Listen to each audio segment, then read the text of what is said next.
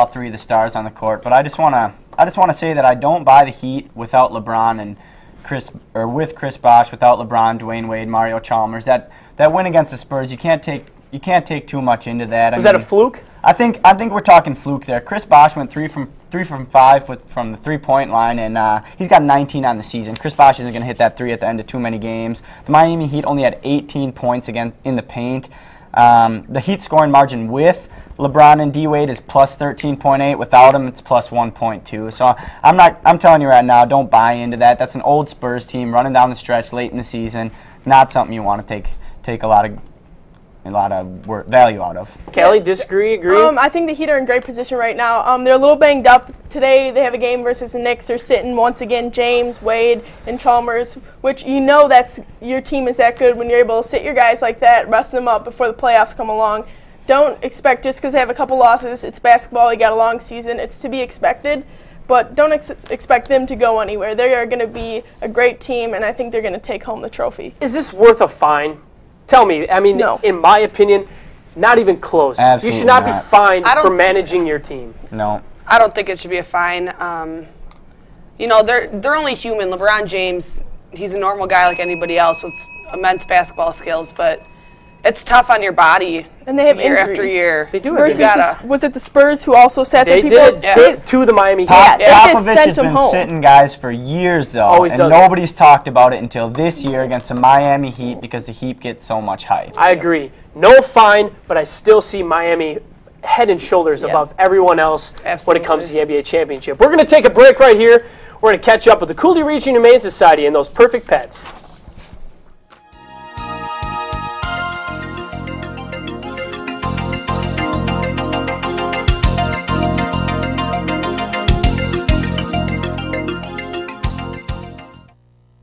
Meet Zach, a 3-year-old Shar-Pei mix. He's very smart, active, affectionate, and ready for kisses. Have a hole in your heart? Patches can fix it. She's a curious 1-year-old medium-haired cat. She loves to be around others and wants a place to call her own.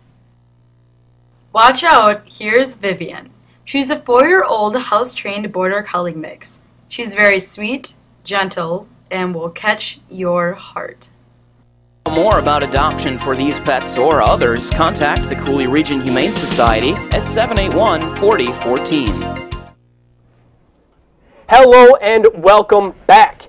If we have our scoreboard ready, we'll show what each of you won after the first round. Chris, you took round 1 and 3, giving you 10 points. Callie took away the second round, or the second topic, for 5 points. And Raegen, you took number 3. I'm sorry, Chris, you took 1 and 4. Raegen took 3.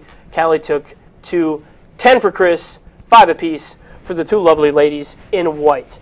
We move along to a game I love to play, and I like to call it Hit It or Quit It. Giving you a bunch of topics that you can either hit as a good thing or quit as a bad thing. Get on out of here. The Bronx Bombers yesterday got throttled by the Beantown Boston Red Sox. Always a huge rivalry. Not so much anymore. Why? Because the cellar is now the ceiling in that division. Toronto, Baltimore, Tampa Bay always staying in the middle to the upper of the pack. Do you hit or quit the Bronx Bombers? Raegen? I'm quitting them. I think they're overrated, and I think you're going to see at the end of the season, come October, the Yankees bringing up the bottom of the AL East. They're old. They're overpaid. I think the reason these divisions are flipping is because the younger guys have more passion for the game. I just see too much cockiness in guys like A-Rod, and he's out for half the season, if not all of it. So I just don't think they're in contention this year.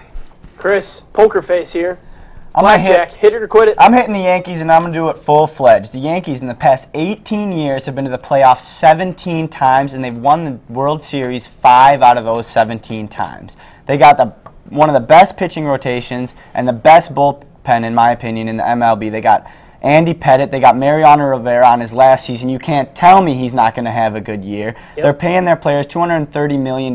You can't tell me you can't put together a good roster with $230 million. They got Robinson Cano is only 30. Their age isn't as much as you think. A-Rod's only 37. Jeter's 38. If Mariano Rivera can be the best at his position at 44, those guys can do it for a few more years. Callie, finish it up. I'm quitting it. Like you were saying, 17 years they made it to the playoffs. It's because they had those young guys bringing in. Now they're just getting older and older.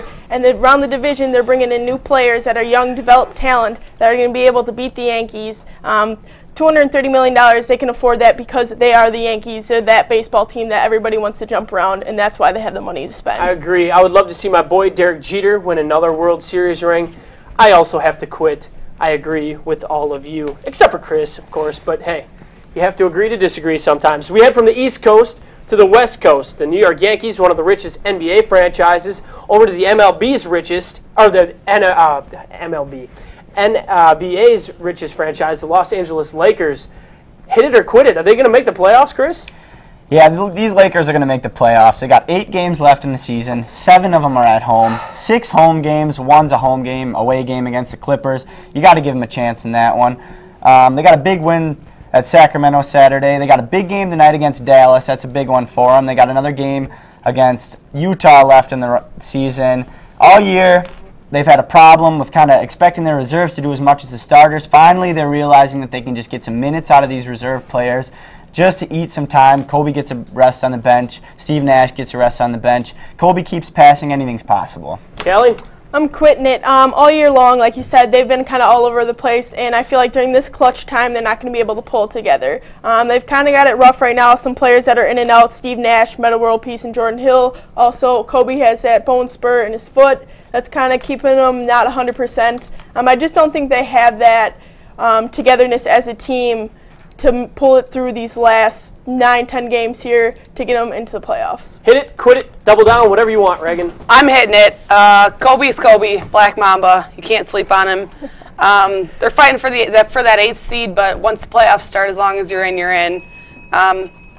Big shout out to Shaq tonight, getting his jersey retired. That's right. Props to that. Yeah. He's had his problems with Kobe, the late Jerry Buss. But when it comes down to it, one of the greatest centers to ever play the game or wear that jersey, in Los Angeles. We talked about this team before because they are maybe, depending on our panelists, what they say, are worth the shock value. The Wichita State Shockers, are you going to hit them or quit them in the Final Four? Callie?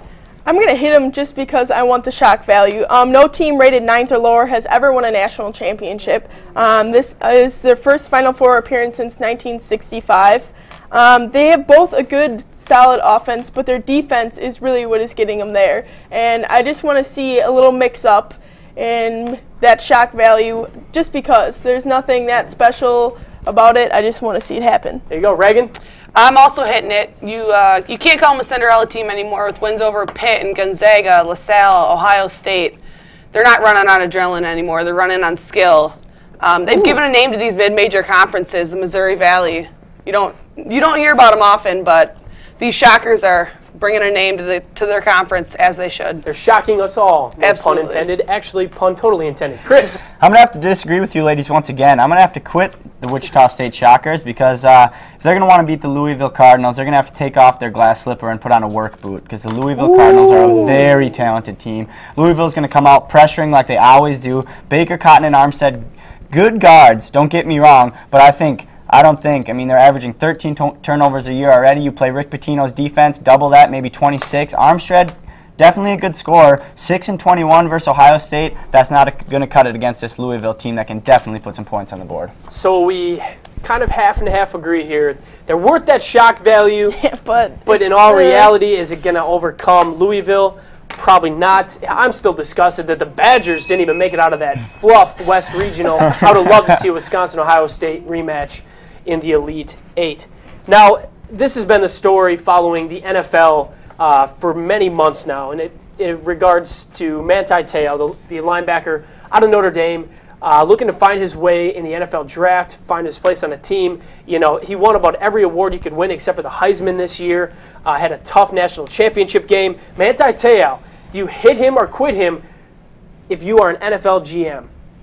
Raegen. I'm quitting him. I don't know why we're still talking about the guy. Because he was a good linebacker. He was a good linebacker in college. I won't dispute that fact at all. He ran a 4.7 140 in the combine, but I don't think he's quick enough. He got stomped and tore apart by Alabama's run game, and you take that to the next level, and it's just, I'm quitting it. It's not going to happen. Chris, do you agree?